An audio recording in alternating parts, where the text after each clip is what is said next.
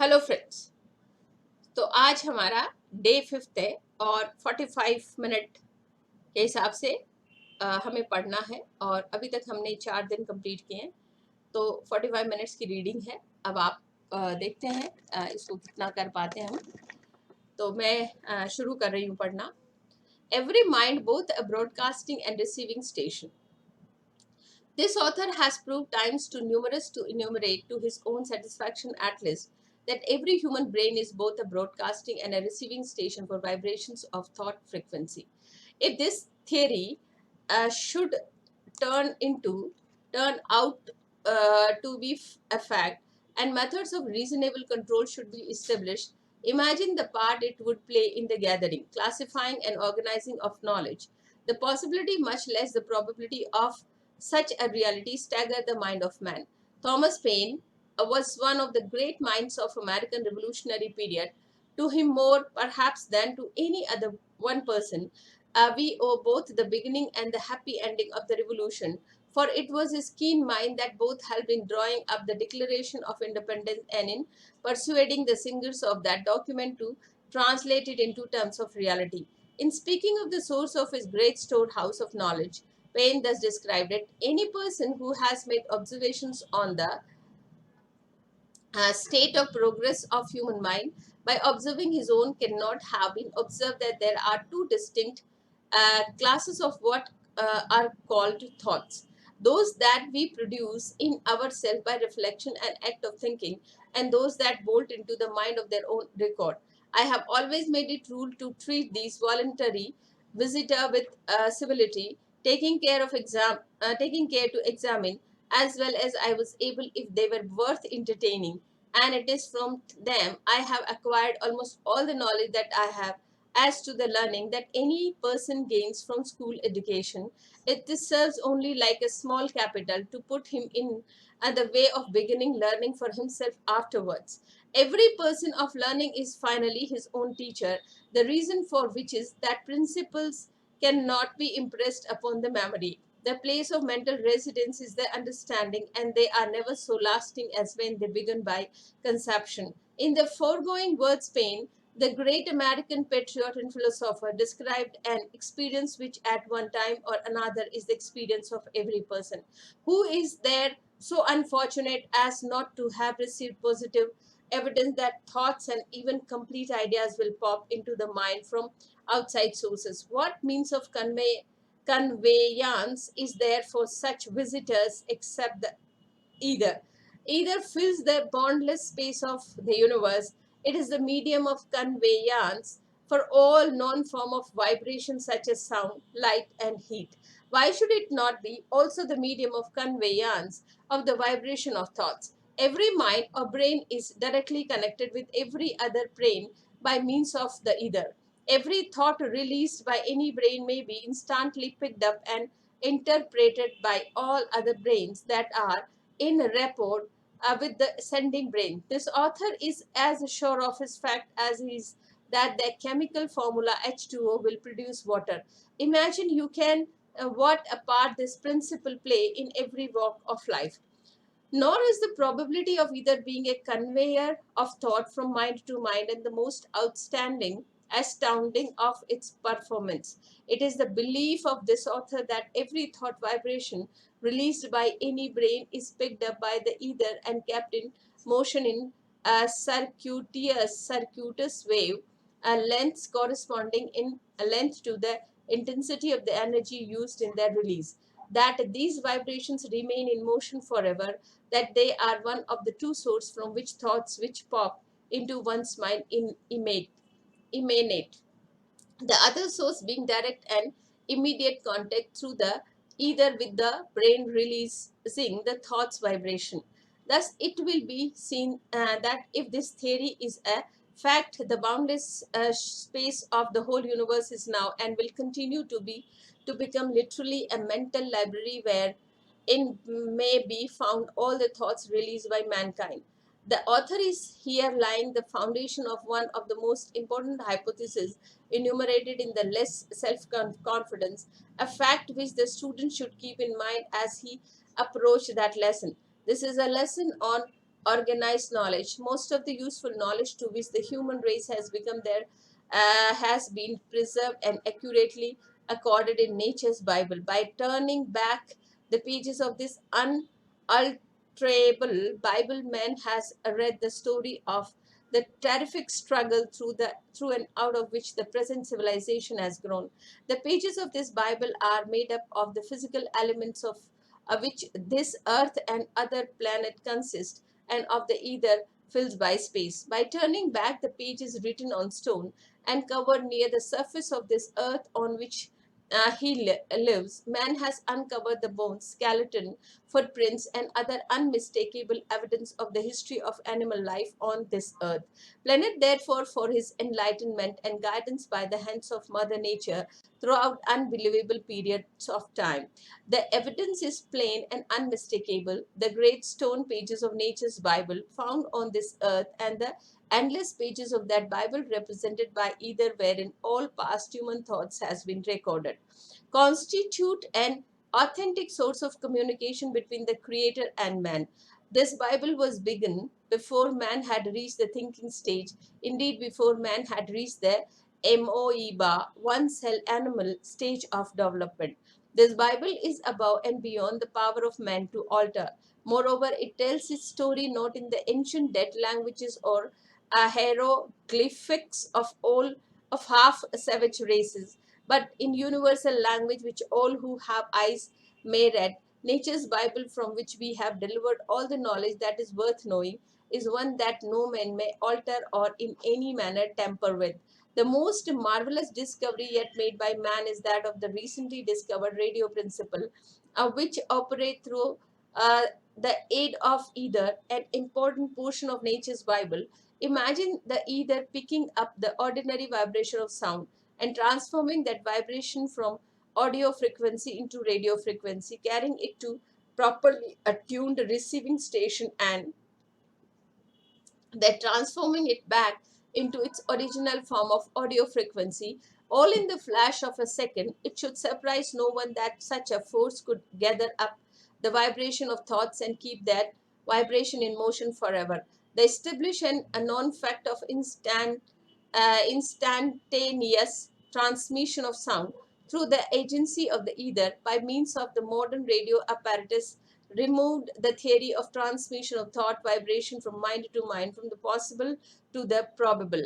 The mastermind, we come now to the next step in the description of the ways and means by which one may gather, classify, and organize useful knowledge through harmonious alliances of two or more mind, out of which grow a mastermind.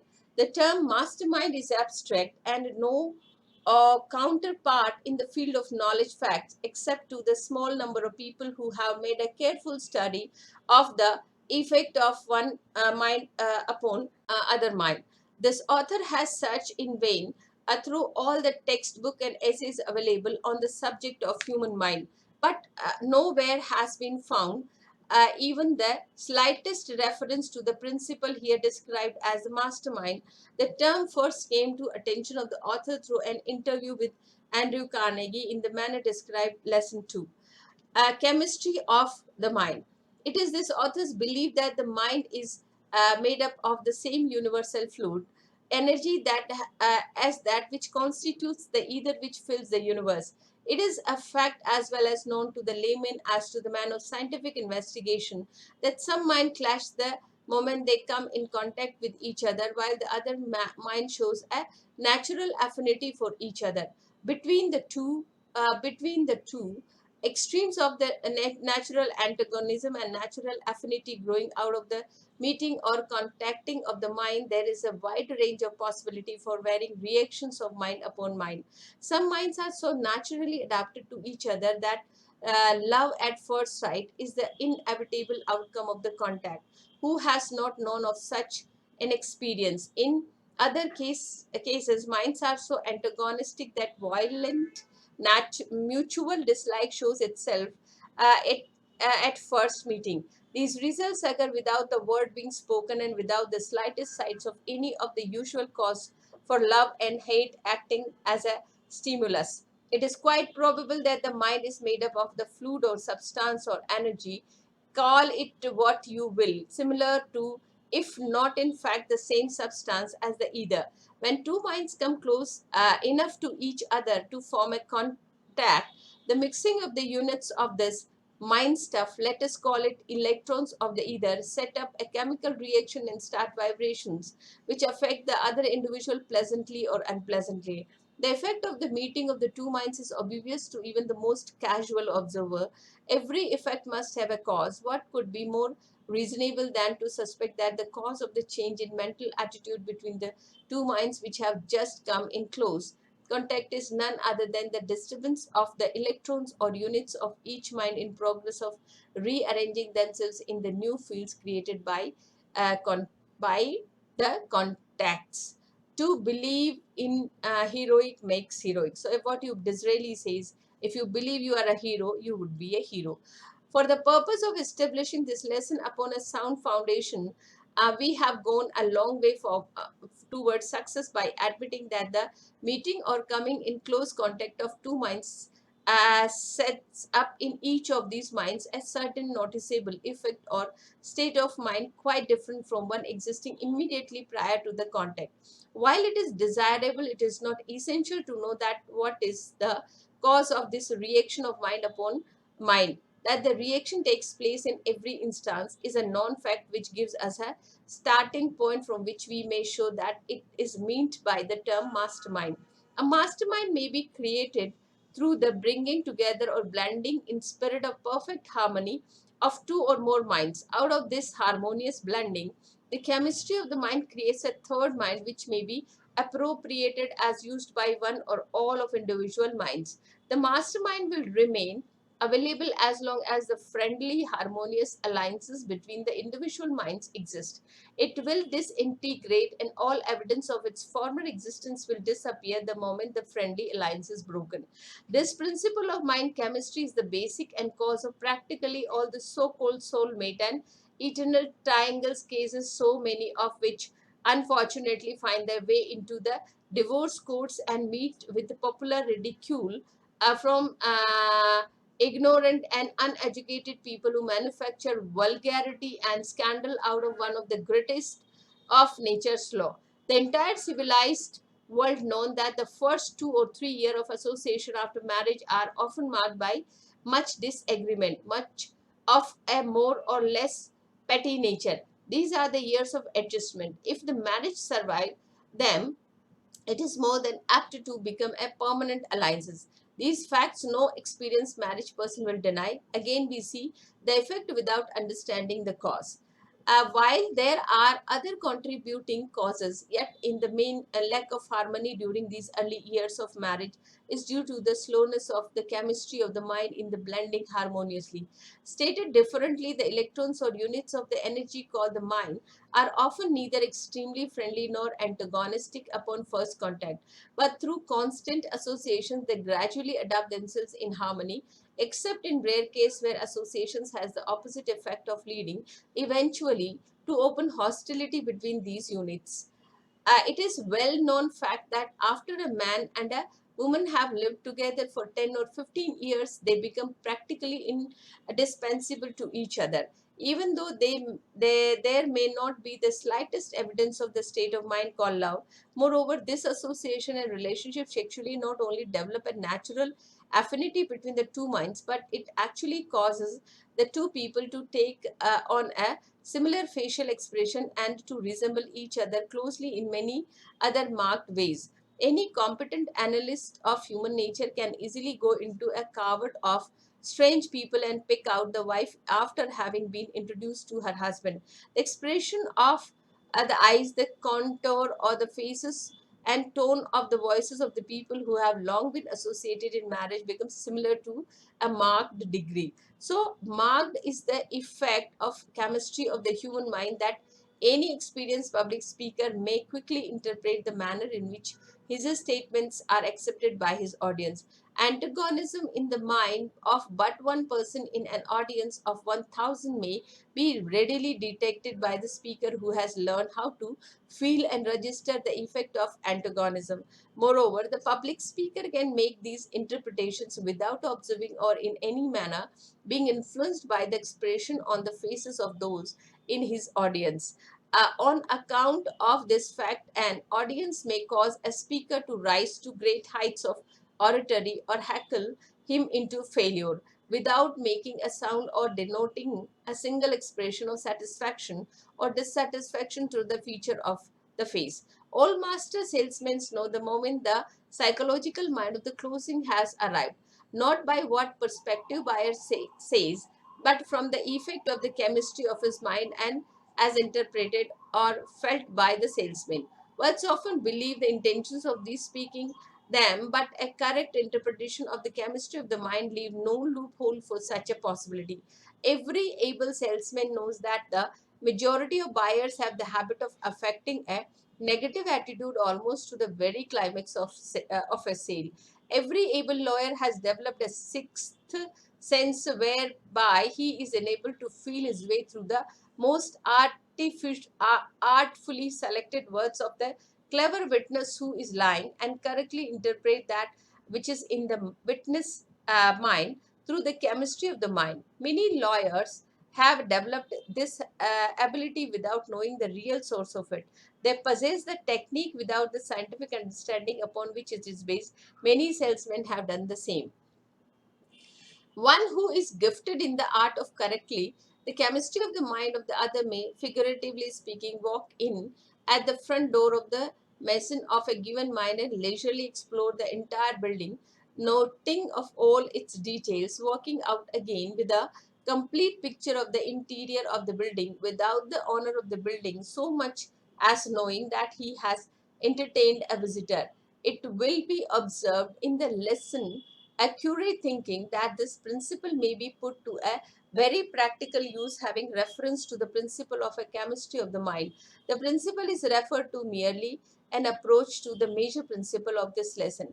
Enough has already been stated to introduce the principle of mind chemistry and to prove with an aid of the student's own eye everyday experience and casual observations that the moment two minds come within close range of each other a noticeable mental change takes place in both, sometimes registering in the nature of antagonism and other times registering in the nature of friendliness. Every mind has what might be termed an electric field.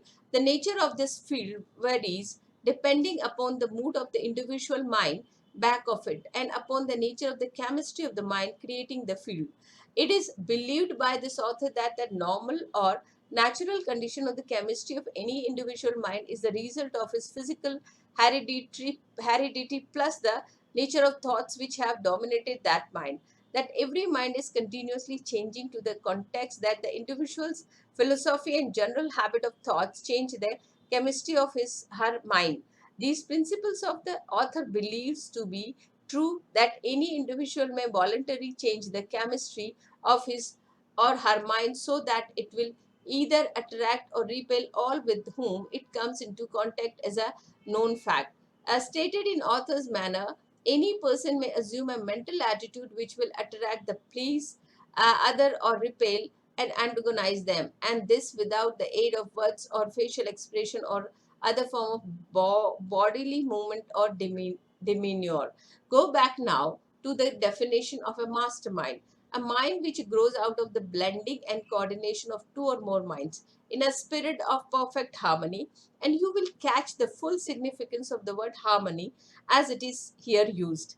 Two minds will not blend and nor can they be coordinated unless the element of the perfect harmony is present, wherein lies the secret of success or failure of practically all business and social partnership.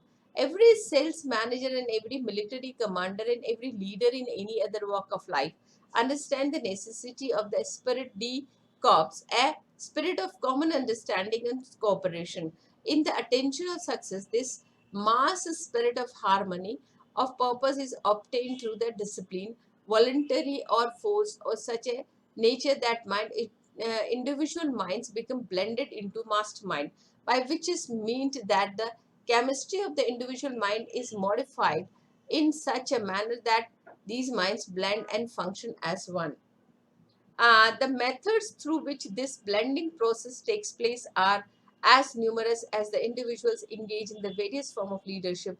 Every leader has his or her own method of coordinating the mind of the followers. One will use force, another will use persuasion, one will play upon the fear of penalties, while another play upon reward. In order to reduce the individual mind of a given group of people to where they may be blended into a mass mind. The student will not have to search deeply into the history of statesmanship, politics, business, and finance to discover the techniques employed by the leader in these fields in the process of blending the minds of individual into a mass mind. The really great leaders of the world, however, has been provided by nature with the combination of the mind chemistry favorable as a nucleus of attraction for other minds. Napoleon was notable example of a man possessing the magnetic type of mind which had a very decided tendency to attract all minds with which it came in contact. Soldiers followed Napoleon to certain death without flinching because of the impelling or attracting nature of his personality, and that personality was nothing more nor less than the chemistry of his mind.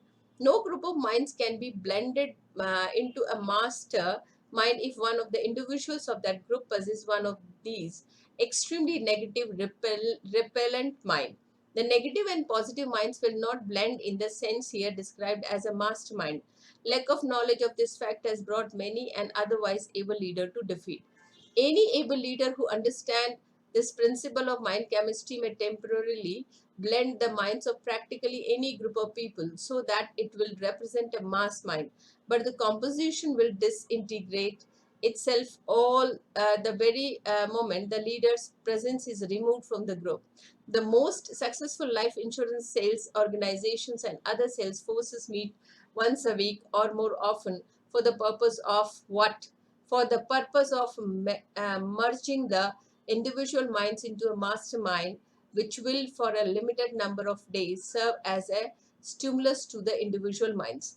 It may be, and generally is, true that the leaders of these groups do not understand what actually takes place in these meetings, which are usually called PAP meetings.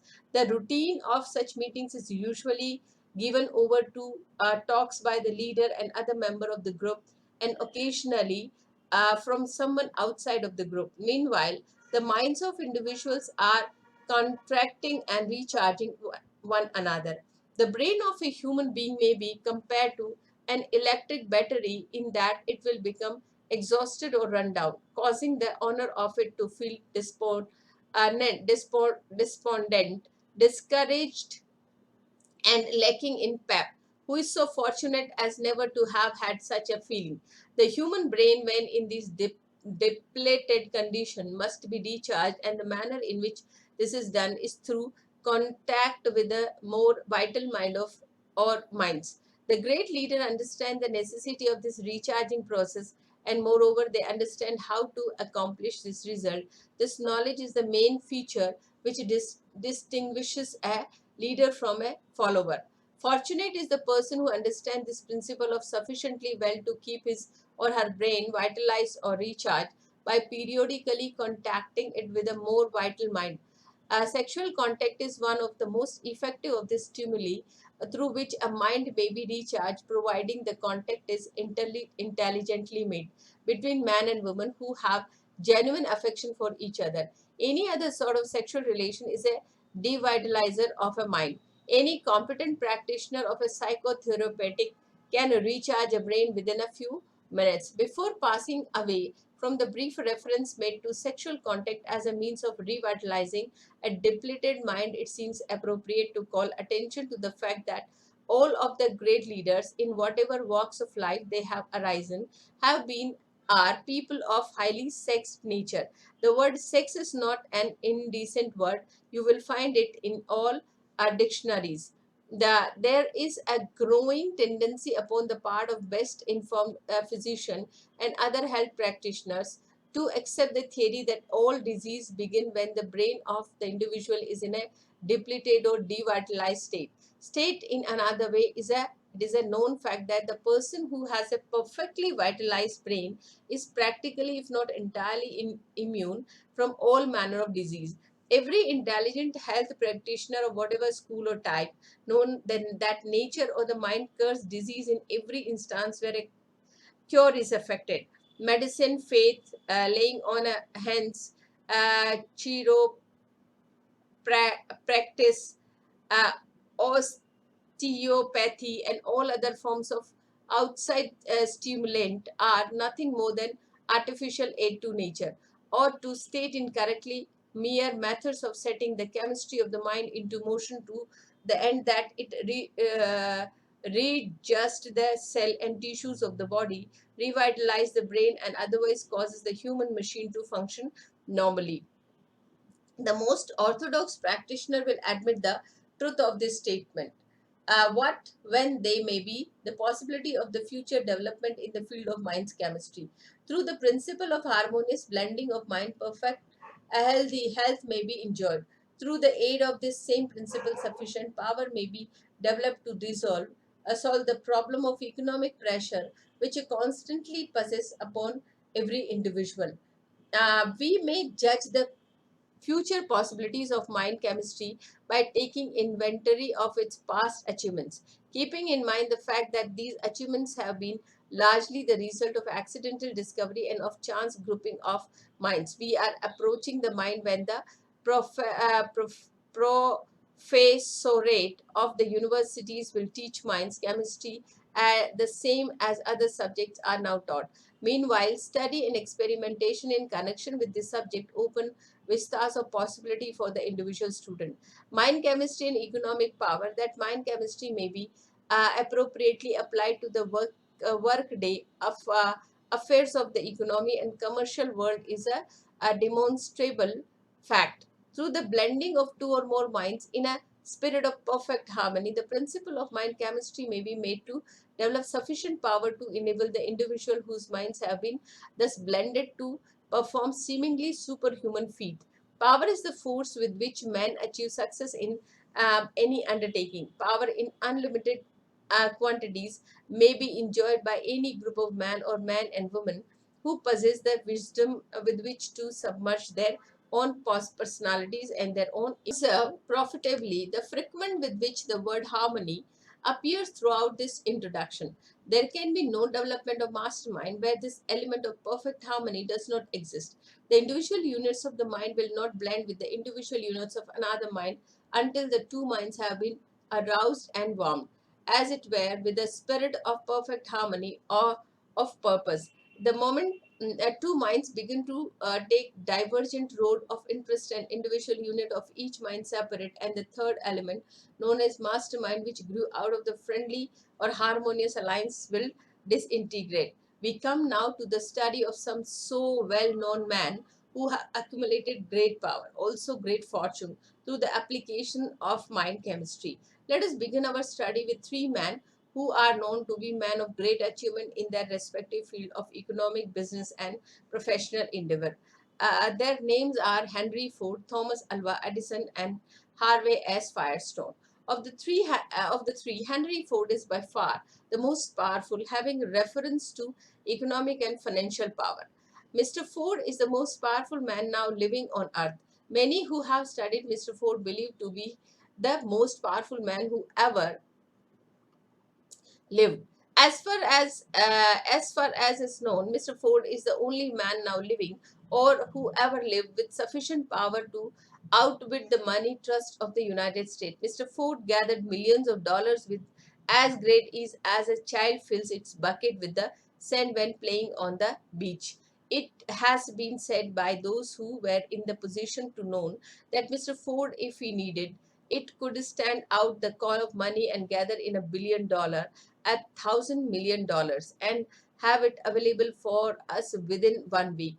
No one who knows of Ford's achievements doubt this. Those who know him well know that he could do it with no more effort than the average man expends in raising the money with which to pay a month's house rent.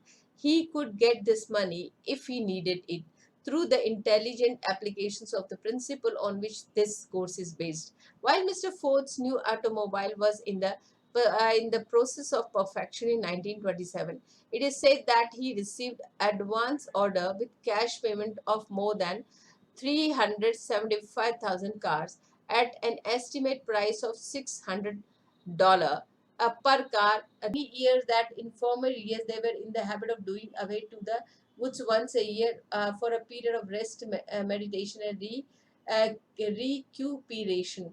But it is not generally known, it is a grave doubt if these three men themselves know it, that these existed between the three men a bond of harmony which has caused their minds to become blended into a mastermind, which is the real source of the power of each. This mastermind, growing out of the coordination of the individual mind of the Ford, Edison, and Firestone, has enabled these men to tune in on forces and source of knowledge with which most men are no extent familiar. If the student doubts either the principle or the effect here described, let him remember that more than half the theory here set forth is known fact. For example, it is known that these three men have great power. It is known that they are wealthy. It is known that they begin without capital and with but little schooling. It is known that they form periodic mind contact. It is also known that they are harmonious with friendly. It is known that their achievements are so outstanding as to make it impossible to compare these achievements with those of other men in their respective fields of activity. All these effects are known to practically every schoolboy in the civilized world. Therefore, these there can be no dispute so far as effects are concerned. Of one fact connected with the cause of the achievements of Edison, Ford, and Firestone, we may be sure, namely, that these achievements were in no way based upon tricky deceit, the supernatural or so called revelations, or any other form of unnatural law. These men do not possess a uh, stock of legerdemain. They work with natural laws, which for the most part are well known to all economists and leaders in the field of science, with the possible exceptions of the law upon which chemistry of the mind is based. As yet, chemistry of the mind is not sufficiently developed to be classed by scientific men in their catalogue of uh, known knowledge. A mastermind may be created by any group of people who will coordinate their minds. In a spirit of perfect harmony, the group may consist of any number from two upward. Best results appear available from the blending of six or seven minds. It has been suggested that Jesus Christ discovered how to make use of the principle of mind chemistry, and that his seemingly miraculous performance grew out of the power he developed through the blending of the mind of his 12 disciples. It has been pointed out that when one of the disciples, Judas Iscariot, broke faith, the mastermind immediately disintegrated and Jesus met with the supreme catastrophe of his life. When two or more people harmonize their minds and produce the effect known as mastermind, each person in the group becomes vested with the power to contact with with and gather knowledge through the subconscious mind of all the other members of the group. This power become immediately noticeable, having the effect of stimulating the mind to higher rate of vibration and otherwise evidencing itself in the form of a more vivid imagination than the conscious of what appear to be sixth sense. It is through the sixth sense that new ideas will flush into the mind. These ideas take on the nature and form of the subject dominating the mind of the individual. If the entire group has met for the purpose of discussing a given subject, ideas concerning that subject will come pouring into the minds of all present. And if an outside influence were detecting them, the mind of these participating in the mastermind become as magnet attracting ideas and through stimuli of the most highly organized and practical nature from no one knows where. The process of mind blending here described as a mastermind may be likened to the act of one who connect many electric batteries to a single transmission wire. thereby stepping up the power flowing over that line. Each battery added increases the power passing over that line by the amount of energy the battery carried. Just so, in the case of blending individual minds into a mastermind, each mind, through the principle of the mind chemistry, stimulates all the other minds in the group until the mind energy thus becomes so great it penetrates to the connect with the individual energy known as ether, which in turn touches every atom of the entire universe. The modern radio apparatus substantiate to a considerable extent the theory here expounded. Powerful sending and broadcasting station must be erected through which the vibration of the sound is step up before it can be picked up by the much higher vibrating energy of the ether and carry it all in all direction. A mastermind made up of many individual minds so blend that they produce a strong vibrating energy constitute almost an exact counterpart of radio broadcasting station. Every public speaker has felt the influence of mind chemistry, for it is a well-known fact that as soon as the individual mind of an audience become en rapport, attuned to the rate of vibration of the mind of the speaker with the speaker, there is a noticeable increase of enthusiasm in the speaker's mind, and he often arises to height of oratory which surprise all, include himself. The first 5 or 10 minutes of the average speech are devoted to what is known as warming up. By this mean the process through which the mind of the speaker and his audience are becoming blended in a spirit of perfect harmony. Every speaker knows what happened when his state of perfect harmony fails to materialize upon the part of his audience. The seemingly supernatural phenomena occurring in the spiritualistic meanings meetings are the results of reaction upon one another of the mind in the group. These phenomena seldom begin to manifest themselves under 10 to 20 minutes after the group is formed. A reason that this is about the time required for the mind in group to become harmonized or blended. The message received by a member of a spiritualistic group probably come from one or two sources or both normally. Uh, so, the seemingly supernatural phenomena occurring in the spiritualistic meeting are the result of reaction upon one another of the minds in group. These phenomena seldom begin to manifest themselves under 10 to 20 minutes after the group is formed, for the reason that this is about the time required for the mind in the group to become harmonized or blended.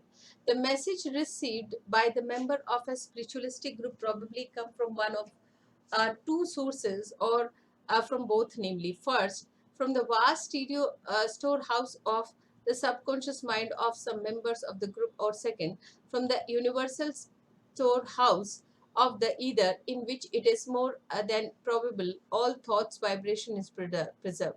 Neither any non-natural law nor human reason support the theory of communication with individuals who have died. It is a known fact that any individual may explore the store of knowledge in another's mind through this principle of mind chemistry, and it seems reasonably to suppose that this power may be extended to include contact with whatever vibrations are available in the ether, if there are any. The theory that all the higher and more refined vibrations, such as those growing out of thoughts, are preserved in the ether grows out of the known facts that neither matter nor energy, the two known elements of the universe, may be either created or destroyed. It is reasonable to suppose that all vibrations which have been stepped up sufficiently to be picked up, absorbed in ether, will go on forever. The low vibrations which do not blend with the or otherwise contact the ether probably live a natural life or die out. All the so-called genius probably gained their reputations become because by mere chance or otherwise they formed alliances with other minds which enable them to step up their own minds vibrations to where they were enabled to contact the vast temple of knowledge recorded and filled in the ether of the universe. All of the great geniuses, as far as this author has been enabled together, the fact were highly sexed people, the fact that sexual contact is generally known mind stimulant, lends color to the theory herein describes. Inquiring further into the source of economic power as manifest by the achievements of men in the field of business, let us study the case of the Chicago group known as Big Six, consisting of W.M.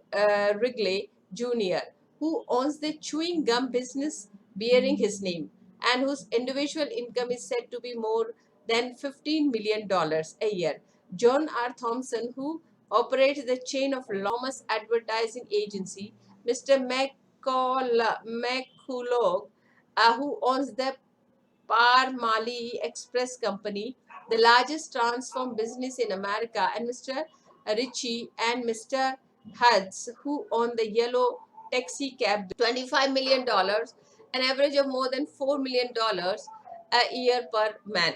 Analysis of the entire group of six men disclosed the fact that not one of them had any special education advantage, that all begin without capital or extensive credit, that their financial achievements has been due to their own individual plan and not to any fortunate turn of wheel of chance. Many years ago, these six men formed a friendly alliances, meeting at stated period for the purpose of assisting one another with ideas and suggestions in their various and sundry lines of business endeavor. With the exceptions of Hertz and Ritchie, none of the six men were in any manner associated in a legal partnership.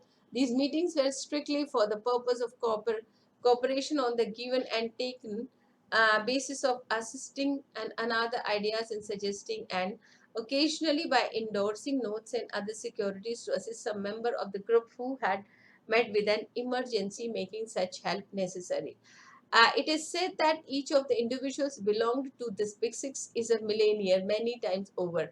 As a rule, there is nothing worthy of special comment on behalf of a man who does nothing more than accumulate a few $1,000,000. However, there is something connected with the financial success of this particular group of men who that is well worth comment, study, analysis, and even emulation, and that something is the fact that they have learned how to coordinate their individual minds by blending them in spirit of perfect harmony, thereby creating a mastermind that unlocks to each individual of group a door which are closed to most of human race. The United States Steel Corporation is one of the strongest and most powerful industrial organization in the world. The idea out of which this great industrial giant grew born in the mind of Albert H. Gray, a more or less commonplace small town lawyer who was born and reared in a small Illinois town near Chicago. Mr. Gray surrounded himself with a group of men whose minds he successfully blended in a spirit of perfect harmony, thereby creating a mastermind which is the moving spirit of the great United States Steel Corporation. Such where you will wherever you find an outstanding success in the business, finance, industry, and in any of the profession, you may be sure that back of the success is some individuals who has applied the principle of mind chemistry, out of which a mastermind has been created.